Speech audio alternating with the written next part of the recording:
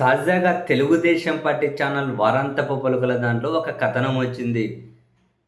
కూటమి పార్టీలు అప్పుడే భయపడుతూ ఉన్నాయి అని వైసీపీ పై చేయి సాధిస్తుంది. వైసీపీ అటాకింగ్ మోడ్‌లో పోతూ ఉంటే కూటమి పార్టీలు డిఫెన్స్ మోడ్‌లో వెళ్తూ ఉన్నాయి అని.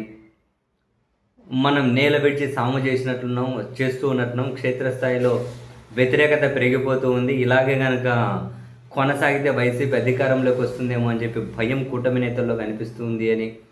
తాజాగా జరిగిన ఎన్డీఏ భాగస్వామ్య పక్ష భేటీలో కూడా కొందరు నేతలు ఇదే విషయాన్ని కుండ బద్దలు కొట్టారు అని ఇలా చెబుతూ వైసీపీ సోషల్ మీడియా అటాకింగ్ మోడ్లో వెళ్తూ ఉన్నా కూడా కూటమి పార్టీలు ధీటుగా సమాధానం చెప్పలేకుండా పోతున్నారు.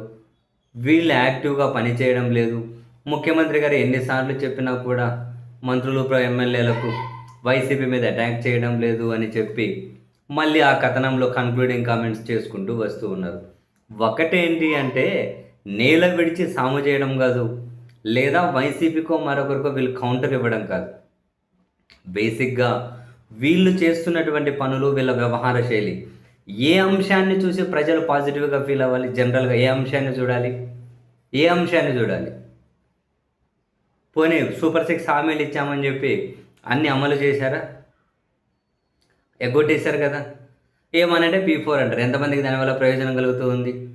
దాని వివరాలు ఏంటి? అప్పులు ఎక్కువ చేస్తున్నారా, తక్కువ చేస్తున్నారా? విద్యార్థుల కోసం వీళ్ళు చేసింది ఏంటి? ఉద్యోగుల కోసం చేసింది ఏంటి? రైతుల కోసం చేసింది ఏంటి? ప్రజల కోసం చేసింది ఏంటి?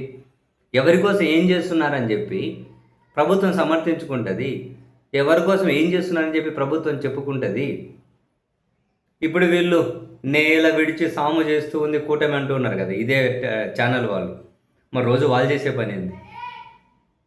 ప్రభుత్వం ఏం చేసినా వెనకేసుకొని వస్తున్నారు కదా, మరి వీళ్ళు చేస్తున్న పని ఏంటి? ఎక్కడన్నా ఇంటర్నల్గా డీలింగ్స్లో తేడా వస్తే ఇట్లాంటి కథనాలు ఏడన్నా 1-2 ప్రసారం చేస్తారు. మళ్ళీ సెట్ అయితే అన్నిటికీ మద్దతు ఇచ్చుకుంటూ పోతారు. అసలు ఆ కూటమి పార్టీలను ఈ మీడియా, ఈ టీవీ ఛానల్ ఎంతవరకు అయితే నిందిస్తాయో వీళ్ళ సొంత ఛానళ్ళు, సొంత పత్రికలు, వాళ్ళదే అంతే బాధ్యత ఉంది కదా. ప్రతిదీ మద్దతు ఇచ్చేది వాళ్ళే కదా. ఏం చేయాలి? ప్రతి దానిల మీద కేసులు, నిర్బంధాలు, అడ్డదిడ్డంగా అరెస్టులు, ఈ విధంగా చేసుకుంటూ పోతూ ఉంటే ఎవరు మద్దతు ఇస్తారు? ఎందుకు మద్దతు ఇస్తారు? కానీ ఎమ్మెల్యేలు ఏంటి, కూటమి పార్టీ నేతలు ఏంటి, ఇప్పటి లేటెస్ట్ నుంచి మొదలెడితే నడి రోడ్డు మీద మహిళలను వివస్త్రాలను చేసి దారుణంగా హింసించడం దగ్గర నుంచి, మహిళలను పెళ్లి చేసుకున్నామని మోసం చేసి పబ్లిక్ నానా రచ్చలు చేసిన దగ్గర నుంచి మొదలు పెడితే ఓయబ్బోయ్, ఇంకా ఇప్పుడు మరికొందరు ఇంకేమో మహిళల్లో మెడల్లో చైన్లు, హోటల్ రూమ్లో సరసాలు, ఈ వీడియోలన్నీ బయటకు వచ్చి మళ్ళీ ఇటువంటి వాళ్ళే మీడియాల ముందుకు వచ్చి నీతులు చెబుతుంటే జనాలకు కంపరంగా ఉండదా? అటువంటి వాళ్ళని వీళ్ళు ఎంకరేజ్ చేసుకుంటూ పోతే కంపరం లేకుండా ఉంటుందా? అదిగో ఈ అంశంలో ప్రభుత్వం పాజిటివ్గా ఉందని చెప్పానండి. అంటే ఏదో అబ్రకదబ్రా లెక్కన అమరావతి అదే ఒకటి చూపెడతామంటే పోయిన అమరావతిలోనే చేస్తున్నది ఏంటి? ఏ అంశం మీద? పోలీసులు సక్రమంగా పనిచేస్తుందా? ప్రభుత్వం సక్రమంగా పనిచేస్తుందా? అడ్మినిస్ట్రేషన్ పోనీ బాగుందా? మహిళల రక్షణ బాగుందా? విద్యార్థుల కోసం ఏమన్నా చేస్తూ ఉన్నారా? ఫీజు రింబర్స్మెంట్ లేక ఇంకా సర్టిఫికేట్ల కాలేజీల్లోనే ఉండి మరి కొందరు అప్పులకు చేసుకొని సర్టిఫికేట్లు తెచ్చుకొని ఫీజులు కట్టుకుంటున్న వాళ్ళ పరిస్థితి ఏంటి? మరి రైతుల పరిస్థితి ఏంటి? ఎవరికి మద్దతు దక్కుతూ ఉంది? ఏ వర్గం సంతృప్తిగా ఉందని రియాలిటీని అంగీకరించి పోనీ మీరిచ్చిన హామీలు అమలు చేయలేకపోతే,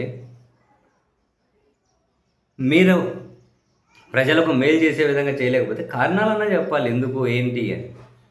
కానీ వీళ్ళేమీ చేయలేదు కాబట్టి వైసీపీ ప్రశ్నిస్తుంది.